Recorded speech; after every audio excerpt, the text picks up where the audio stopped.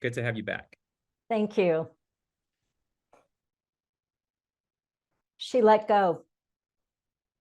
She let go of the fear. She let go of the judgments. She let go of the confluence of opinions swarming around her head. She let go of the committee of indecision within her. She let go of all the right reasons, wholly and completely without hesitation or worry. She just let go. She didn't ask anyone for advice. She didn't read a book about how to let go. She didn't research the scriptures. She let go. She let go of all the memories that held her back. She let go of the anxiety that kept her from moving forward.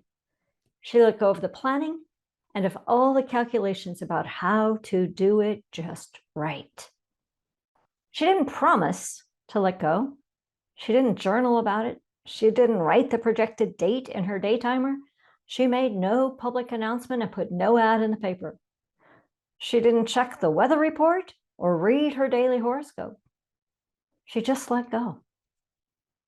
She didn't analyze whether she should. She didn't call her friends to discuss the matter. She didn't do a 5-step spiritual mind treatment. She didn't call the prayer line. She didn't utter one single word. She let go. No one was around when it happened. There was no applause, no congratulations. No one thanked her or praised her. No one noticed a thing. Like a leaf falling from a tree, she just let go. There was no effort. There was no struggle. It wasn't good and it wasn't bad. It was what it was. And it is just that. In the space of letting go, she let it all be. A small smile came to her face. A light breeze blew through her, and the sun and the moon shone forevermore. She let go. A poem by Reverend Sapphire Rose. And I start with this poem today because the title of my talk is Becoming Unbothered. And in order to become unbothered, there's a letting go. I would imagine that Reverend Sapphire Rose, based on this poem, is rather unbothered. Becoming unbothered will change everything. It'll change waiting in line, waiting in traffic, minor or major inconveniences, gossip, first world problems, unhealed people's reactions, irritations, politics, everything. Becoming unbothered is a key to living life the way we want, right?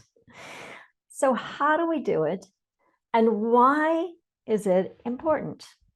We're going to look at both of those. But first, we have to look at the ways that we are bothered. Because you might have read the talk blurb, or you might have heard me say that, and you go, oh, you know what? I'm not bothered. I'm really fine. But I'm going to call BS on that. What? Because the truth is, we're all living in this world and in this place, and we're living in this state.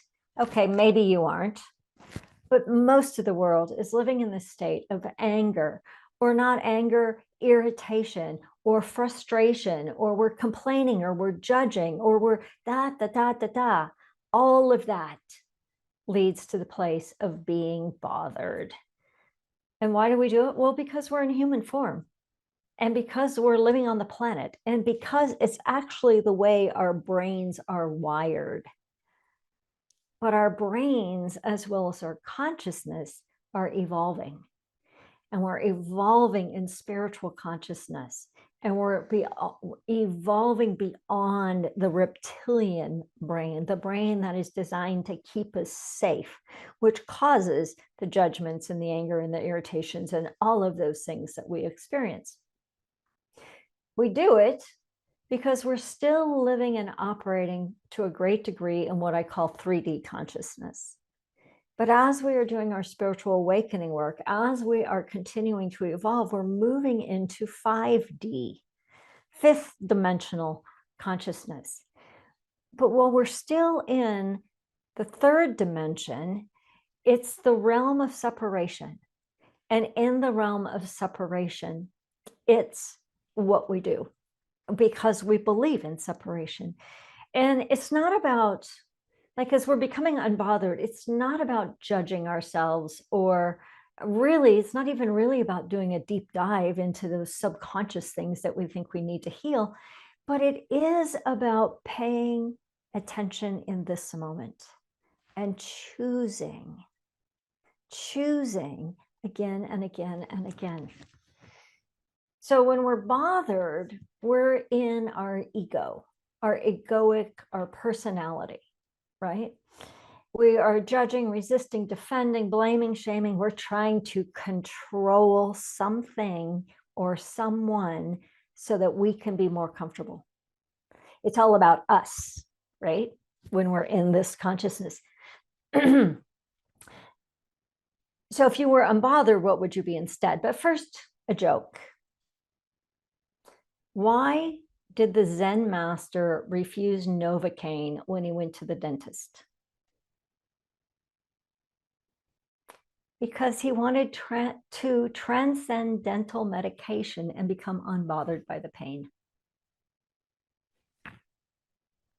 I can't help it. You know I'm going to give you a bad joke. And yes, you can borrow it. So if you were unbothered, what would you be instead? You'd be at peace. You'd be spacious. You'd be open. You'd be expansive. You'd be present in this now moment. So in order to do that, what do we have to let go of? Well, pretty much the list I just said, right? Judgment, resistance, defensiveness, right, wrong, good, bad, being more important than another person. Yikes. Recently, I came across a study from the Arbinger Institute. And David, you might have heard about it, or you might hear about it through Mark Hicks. And the basic introduction book to that work is called Leadership and Self-Deception. And it's a parable. It's a really easy read, but it's a parable. And it's basically saying that most of us, my language now, in 3D, third dimensional reality, we forget to see people as people, but instead we see them as objects. We see them as either obstacles or vehicles or irrelevant to getting what we need. It's actually a very self-centered way of being on the planet. But I have to tell you that when I jumped into that work, I was horrified at how often I found myself doing exactly the things I didn't even know I was doing, right? And so I'm coming to a whole new level of unraveling and dissolving and dismantling spiritual arrogance, right? And even more than that, just the unconscious. I mean, maybe not more than spiritual arrogance. Maybe it's kind of one and the same.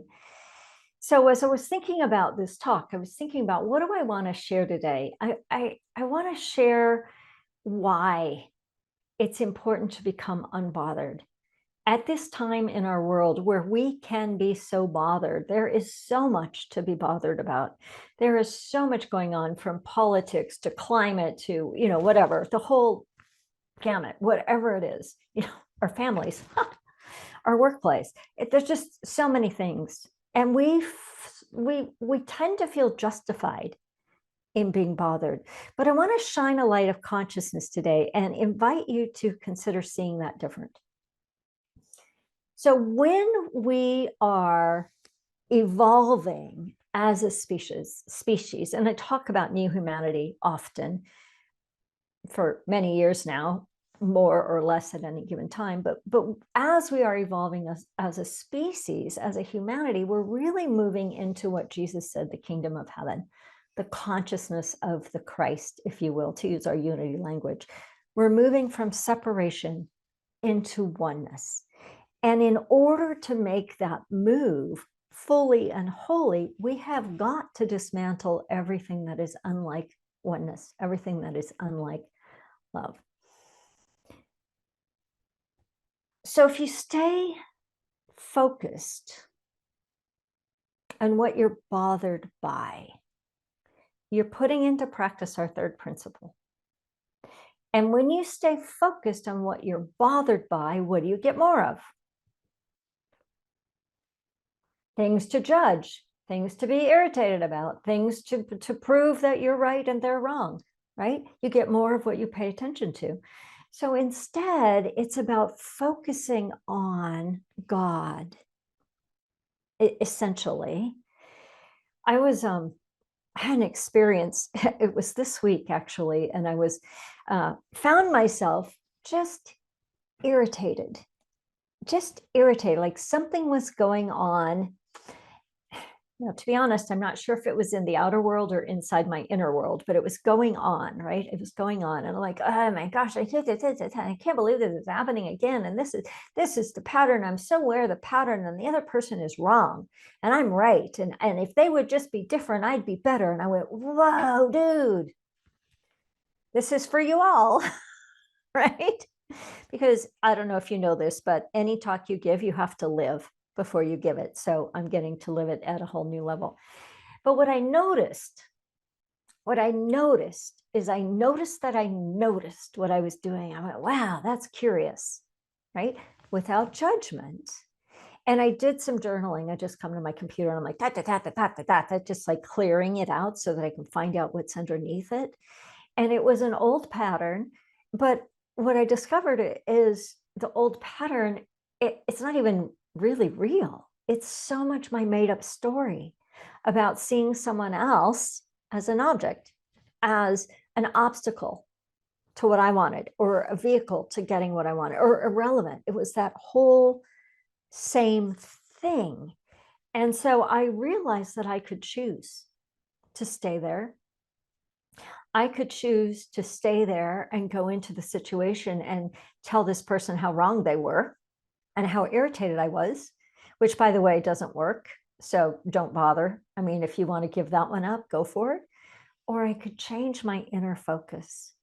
So what I came to realize, like in crafting the talk, like living the life and crafting the talk at the same time, is we're either focused on the reality in the world as we see it, the 3D consciousness, or we can let that go and focus more on what I call the 5D consciousness, the fifth dimension, which is essentially pay attention to God. All the way back to the golden key. If you have any problem at all, pay attention to God. Put your awareness on God, put your thought on God, put your gratitude, your appreciation, your attention and intention on God or source or spirit or creation itself. So I've often used the analogy, I'll finish that thought in a minute, but I've often used the analogy of when we're in our lower consciousness, it's like looking at the back of a tapestry. And the back of the tapestry often looks like a mess. It's got all, you see all the different places the threads have moved and changed, and the knots and the start and the stop, and it doesn't make any sense. You can't even see the picture. But when you're moving into fifth dimensional, when you're becoming unbothered, it's as if you're stepping away, turning over the tapestry and seeing it from a distance. And there you see a beautiful picture. So when you're caught in the muck of humanity, notice or consider that you're looking at the backside of the tapestry. And as soon as you realize you're looking at the backside of the tapestry, then you can do something different. You don't have to whine about it. You don't have to complain about it. It's supposed to be a mess. It's going to be a mess. So here's the how. For simplification, let's just say that these two places, these two different dimensions we can live in are reality with a small r, which is ego-based, which is separation-based. It's the reality of problems and reactions and polarities. The other realm, the dimension where you can be unbothered, is the spiritual realm, the spirit, the source, the higher place, the fifth dimensional consciousness. And the work is to develop an internal orientation to the universe or to spirit or to God. Use your language. An internal orientation to that which is more true, higher in consciousness, if you will, without ignoring the world, right? Because sometimes we go into our spirituality and we go, and we forget, and then we're doing spiritual malpractice and metaphysical malpractice, and we're ignoring the world. It's not that either. But the old, and this is a piece that I was really playing with, the old world, if we can say old and new, just for simplification of this talk, the old world is filled with right, wrong, good, bad, better than, less than. It's you, it's me. It's the world of polarity, the world of separation. Where the fifth dimension, we are one, but the oneness starts within ourselves. We are one body, mind, heart, soul, spirit system. And everything is allowed and welcomed and accepted, everything. So it's not about never being angry or never being irritated, but it is about breaking the habit of living in irritation and frustration. So in the new world, in the oneness, our mind and our heart are aligned. Our beingness is predominant, and it's from our beingness that then we can do. So our beingness and our doingness are even, they come into a place of oneness. Whereas when we're simply in our doingness, we're just busy and we're not paying attention to our beingness. But in the fifth dimension, oh, there we are. And it's from that place, there we are, that we can take action. And that then becomes an inspired action. So another way to say that is to move from, shift your awareness from your egoic self to your soul self. So the ego is like a metaphor, so to speak. The ego is the caterpillar impersonating the butterfly. You feel how that gets messy? Or you can simply pivot internally and realize that you are the butterfly. And you have the caterpillar aspects of yourself. It's not wrong. It's not bad. It's not good. There's nothing broken about where we are. But the more that we realize and begin to live from this place of and as the butterfly, the soul, the sovereign self, that place where we know our oneness so well, we know ourselves so well, that it then becomes easy and it becomes first nature. I was going to say second nature, but let's make it first nature, to see people as people, not objects. To look at, if you're irritated, it's like, oh, I'm only irritated if I'm trying to get something that I'm not getting. Ooh, think about that for a minute. I can only be irritated if I'm not getting something I think I want. But as soon as I notice I'm irritated, or let's do this. As soon as I justify that I'm irritated, do you feel what happened there? You're justifying it. That's what sends you into the spiral of seeing people not as people. As soon as I notice that I'm justifying something, like I did in this situation, being irritated this week, I just stopped and I went, oh, I'm putting myself to be more important than anything else that's going on over here. What if I became centered in me, remembered my sovereign self, and I went to help?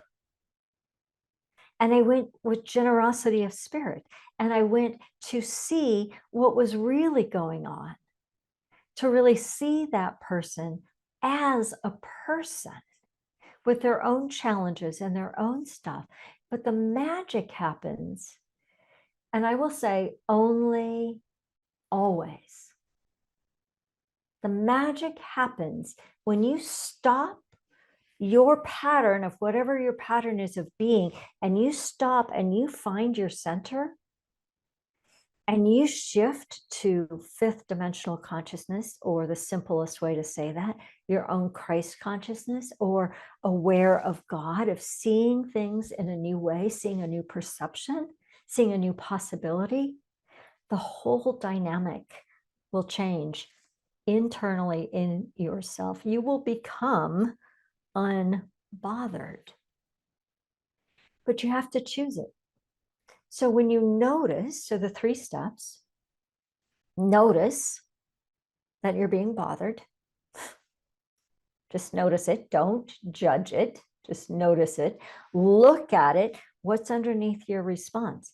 And is it worth holding on to? Is it worth holding on to?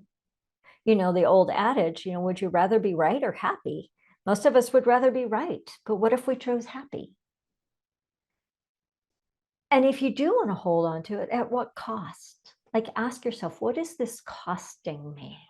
To your well-being, to your mental and emotional health, to your relationships. What is this being bothered and choosing to be right about it or holding on to it? What is this costing me?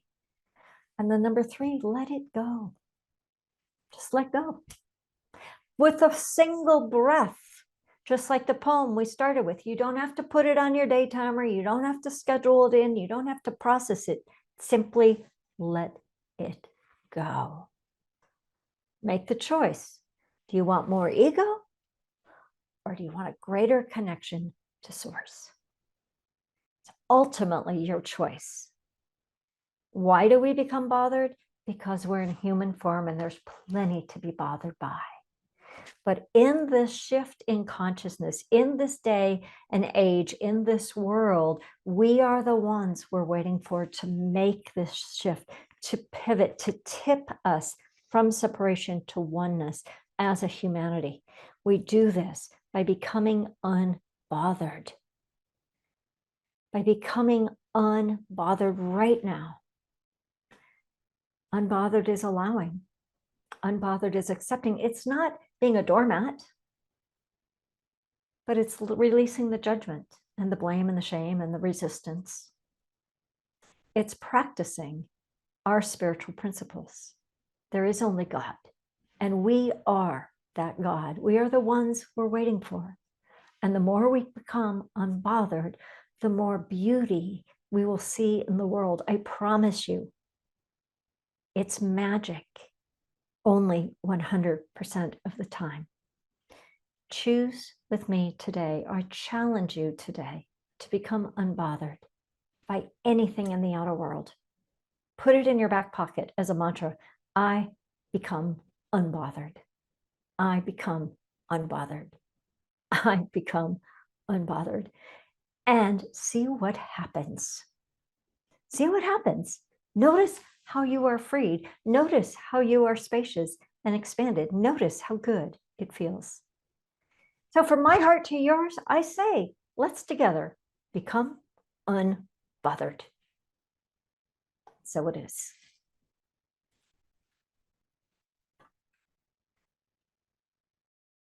I love it. Become unbothered.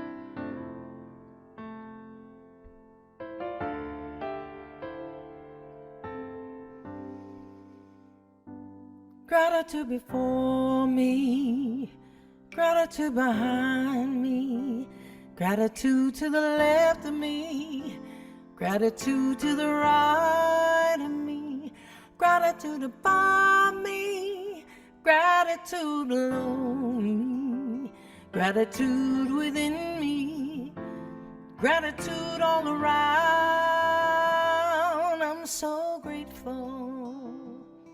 I'm so grateful. I'm so grateful. I'm so grateful. I'm so grateful. Oh, so grateful, yeah. I'm so grateful.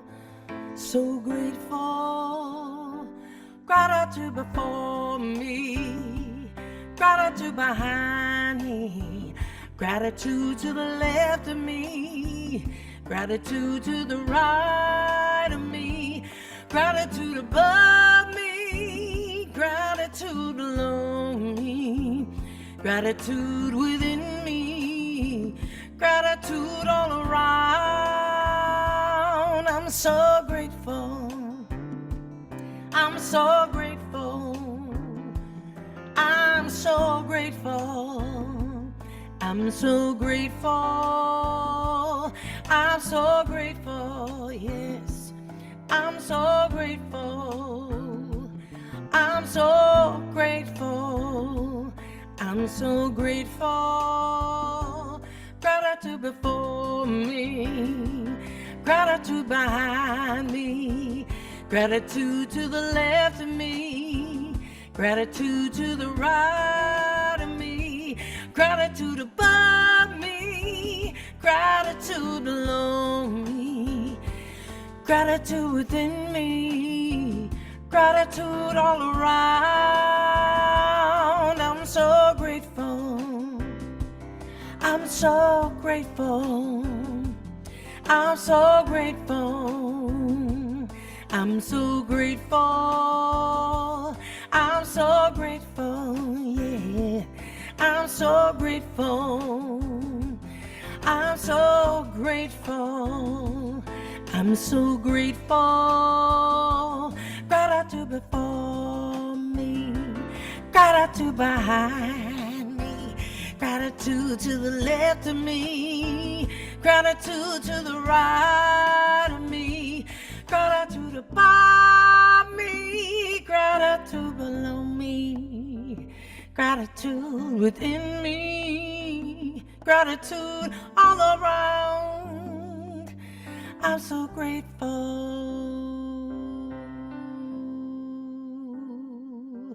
so grateful, oh, so grateful.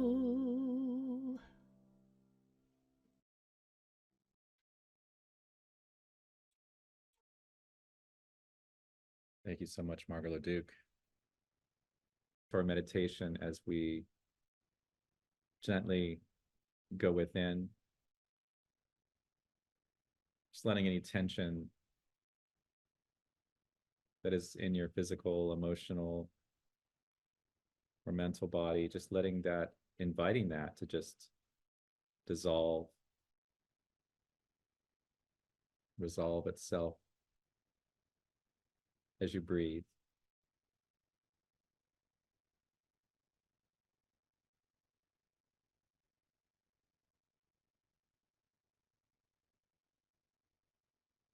As you become aware of your posture,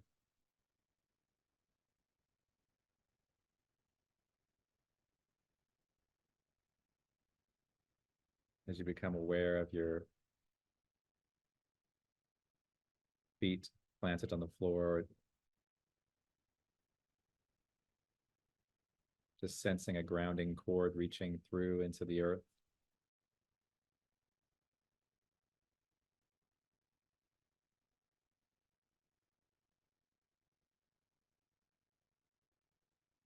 And just thinking about, again, about the color and the light.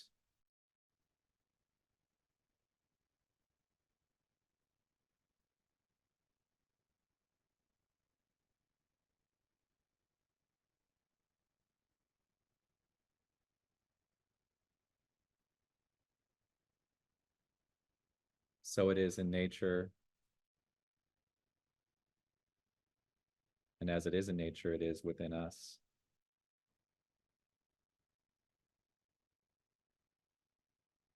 So I'm picturing a calm, serene lake full of life,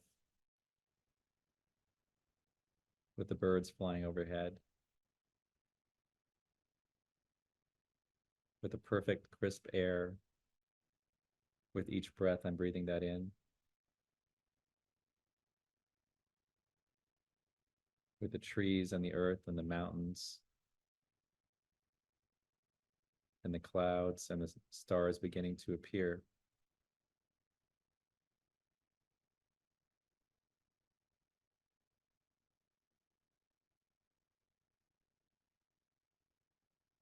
And I know that the beauty that I see is no less than the beauty in me.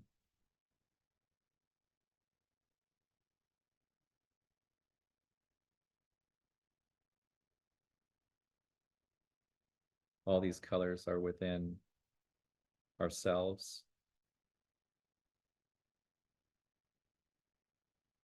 especially as we realize our real reality, which is the God of our understanding.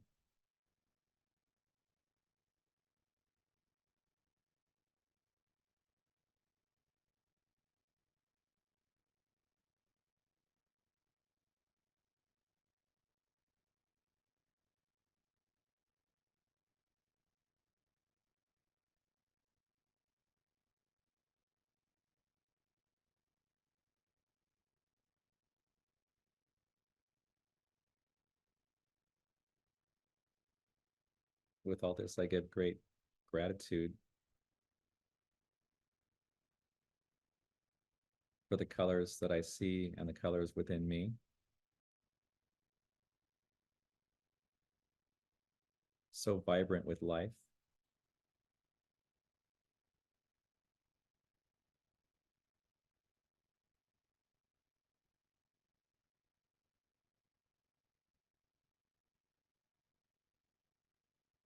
I'm savoring all these colors. I'm savoring all that is.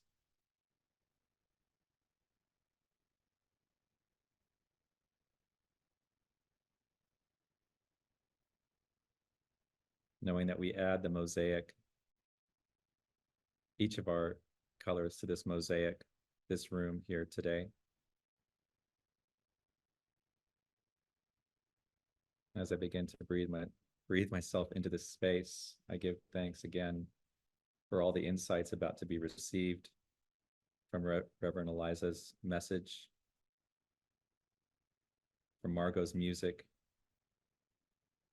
and from the intentions of this community. And for this, I take a deep breath, opening my eyes.